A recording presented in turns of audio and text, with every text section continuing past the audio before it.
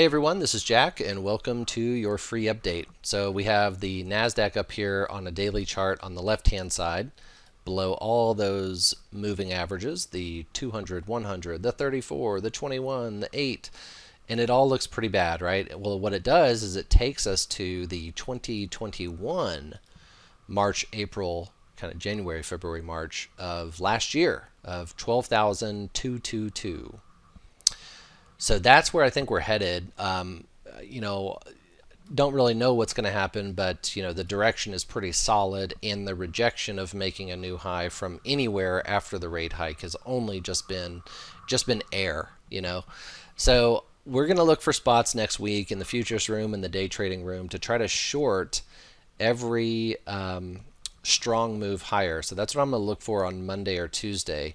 If this continues to just fall apart on Monday, it's most likely going to be the characteristics of what come from a margin call Monday, and I would be expecting 12,222 on one of the earlier days of the week, and that could be Monday. We could have a limit down, one of our first ones for the year of 22, or we could have a little bit of a bid and then a complete flush. And I think I'm anticipating that it's not going to be pretty, and any type of morning bid on Monday, I'll definitely be trying to short with y'all in the day trading room or the futures room in the afternoon. But closing down here below 12,880, which was a huge deal across the Nasdaq. We are below that with flying colors, and we have red 10x bars, and we are letting go of an hourly squeeze. This was a high compression here earlier in the pre-market today, and then obviously closing much lower, down 1.5%. That doesn't paint a pretty picture for next week. So I guess if you wanted me to clarify that whole past 2 minutes, is we are trying to short as much as we can whenever it makes sense. And we'll be keeping an eye on some of the bigger names that have actually somewhat held up okay, and that is Apple. One of them is Apple, and we'll keep an eye on that one because, if Microsoft, Nvidia, and Tesla, and Google, and Amazons of the world are going away and Apple is barely holding on, it's just a matter of Apple breaking down before everything starts to fall again. And I'm very curious to see if that's going to happen. I'm talking about it because I'm assuming it's going to, but I'm being cautiously bearish right now at the same time. So the dollar being up and coasting above 102, 103. I expect that to continue.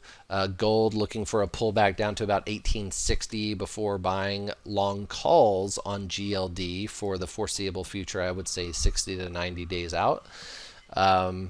Above that, not really focusing too much on anything. Of course, you've got healthcare here and energy. I think XLE is looking pretty solid considering that crude has an interesting squeeze. Let me show you that. Here's your daily time frame. Isn't that cool? You can see the compression here. Really long crude squeeze. Wouldn't want to be short this at all. So you have that going for you if you're looking for some long exposure in something. Daily squeeze is looking solid. The 3-day chart here, same thing. Green 10x bars, and you have the flip down here of the yellow on the histogram. So that as well is helpful whenever you see two larger time frames kind of completing or complementing each other. The hourly chart on crude, that squeeze fired, and that stayed above 108, by the way, which is where the snow line is. If you use the voodoo lines, that was kind of a big deal. So that's where a lot of people were already long, using that as a hedge towards, if you were trying to be long equities in some way, you could still be using long crude as a hedge, and that's going to work out good. And based on these other time frames, I kind of still like it into next week.